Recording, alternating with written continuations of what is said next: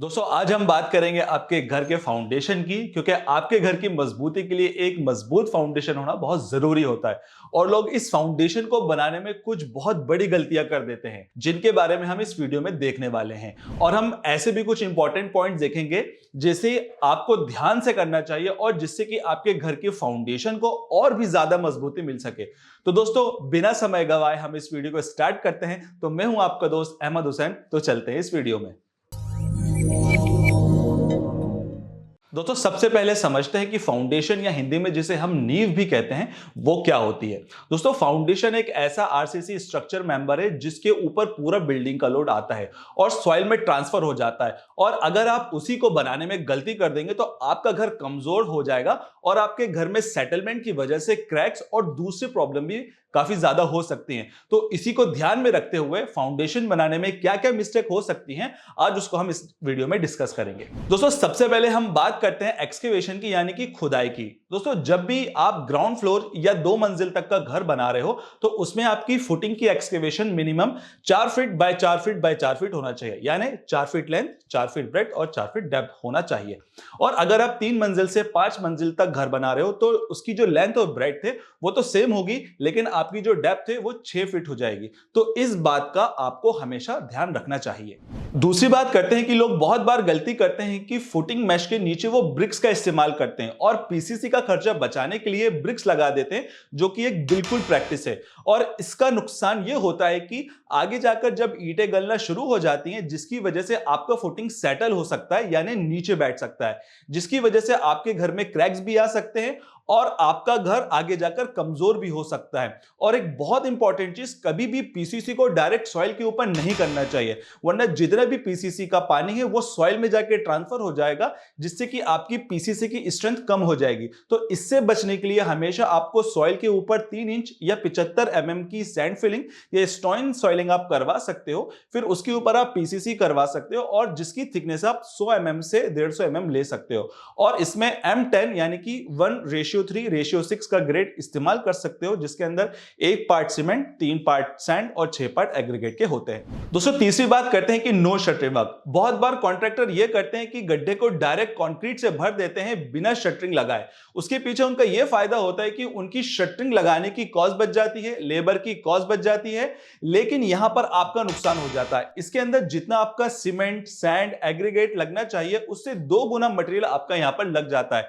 चाहे आपकी plane footing हो, ट्रेपेजॉइडल फुटिंग हो या एसेंट्रिक फुटिंग हो, तो उन सभी के लिए जरूरी होता है कि आपको शटरिंग वर्क लगाना। जो भी हमारी फुटिंग मैश होती है उसके साइड में प्लाई या एमएस स्टील की शटरिंग लगा दी जाती है, जिसकी वजह से प्रॉपर शेप के साथ आपकी फुटिंग को कास्ट किया जाता है। जब भी हम गड्ढा करवाते हैं तो वो फुटिंग के साइज से बड़ा होता है, क्योंकि हमें साइड में से मार्जिन चाहिए होता है शटरिंग लगाने के लिए। तो अगर आप फुटिंग के साइज के बजाय आप उस गड्ढे को ही भर दोगे तो डेफिनेटली आपका जो कंक्रीट है वो ज्यादा लगने वाला है। अब ये जो ज्यादा कंक्रीट लग रहा है, अब ऐसा तो है नहीं कि वो कॉन्ट्रैक्टर के पास से जाएगा, वो आपके पास से जाएगा।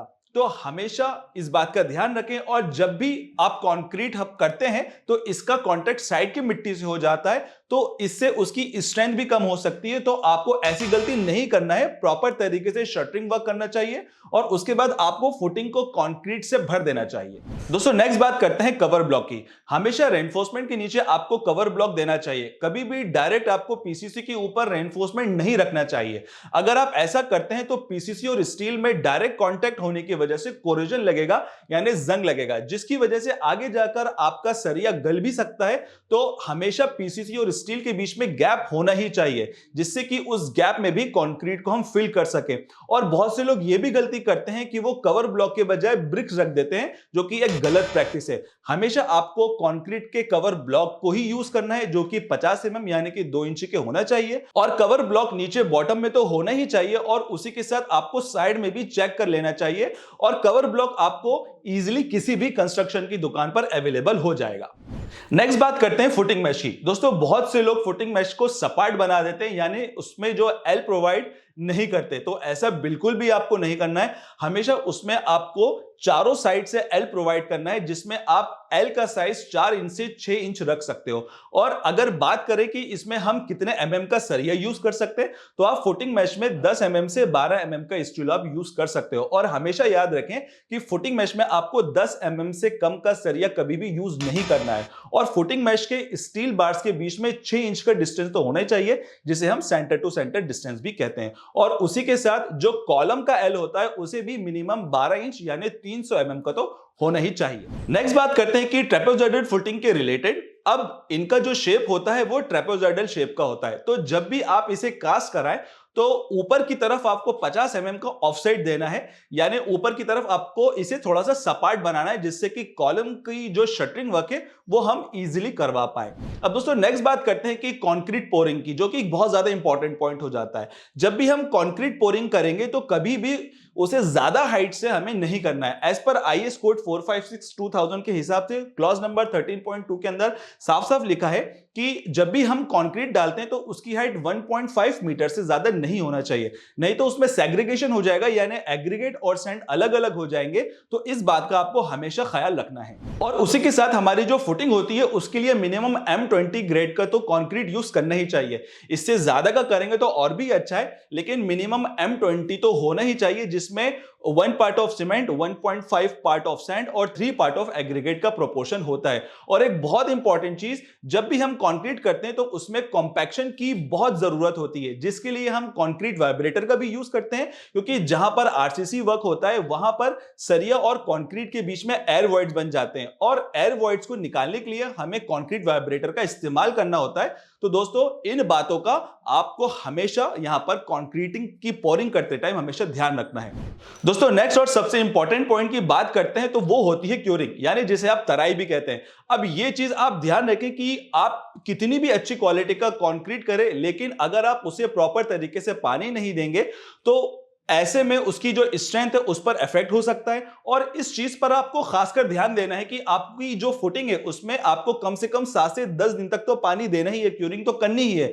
उससे भी ज्यादा करेंगे तो और भी अच्छा है। या फिर आप गनी बैग्स, जिसे हम बोरे बोलते हैं, वो भी आप उसके ऊपर यूज कर सकते हैं। फुटिंग के ऊपर आप गनी बैग्स को रख दें, उसमें आप क्यूरिंग कर दें, पानी डाल दें, जिससे कि आपकी फुटिंग को हमेशा वो ठंडा रखेगा। दोस्तों एक लास्ट पॉइंट है बैकफिलिंग से रिलेटेड, कि जब भी हम बैकफिलिंग करते हैं यानी मिट्टी दोबारा फुटिंग के गड्ढे में डालते हैं, तो उसमें आप उसी मिट्टी का इस्तेमाल कर सकते हो जो आपने एक्सकेवेशन के टाइम निकाली थी, या फिर आप मुरुम का भी इस्तेमाल कर सकते हो इन गड्ढों को भरने के लिए। लेकिन जब भी आप इन गड्ढों को भरते हो तो आपको उसके कॉम्पैक्शन की तरफ खास ध्यान देना है। और जब भी हम बैकफिलिंग करेंगे तो हमेशा हम 200 mm की लेयर में बैकफिलिंग करनी होगी, फिर पानी डालकर उसे कॉम्पैक्ट करते रहना होगा जब तक हमारी फाउंडेशन में पूरी तरह से बैकफिलिंग नहीं हो जाती। क्योंकि बहुत से लोग ये गलती करते हैं कि बैकफिलिंग करते टाइम वो एक साथ पूरी फिलिंग कर देते हैं, जो कि एक बहुत गलत प्रैक्टिस है, जिससे कि नीचे लेवल की सॉइल तो कॉम्पैक्ट हो जाती है लेकिन ऊपर की सॉइल कॉम्पैक्ट नहीं हो पाती, जिसकी वजह से जब भी उस सॉइल का कांटेक्ट पानी से होता है तो वो सेटल हो जाती है, जिसकी वजह से मिट्टी नीचे की तरफ बैठ जाती है और आपका जो फ्लोर होता है उसमें भी आपको क्रैक दिखाई दे सकता है। तो दोस्तों आप लोगों के लिए क्वेश्चन भी है कि एज पर सीपीडब्ल्यू स्पेसिफिकेशन हमें कितने mm की लेयर्स में बैकफिलिंग करनी होती है, जो कि मैंने इस वीडियो में बताया भी है। अगर आपने ये वीडियो ध्यान से देखा है तो इसका आंसर आपको जरूर पता होगा, जो कि आप कमेंट में जरूर बताइएगा, और ये भी बताइएगा कि ये वीडियो आपको कैसा लगा। तो आई होप आपने इस वीडियो से बहुत कुछ सीखा होगा। तो मिलेंगे नेक्स्ट वीडियो में बहुत जल्द, तब तक के लिए बहुत बहुत शुक्रिया।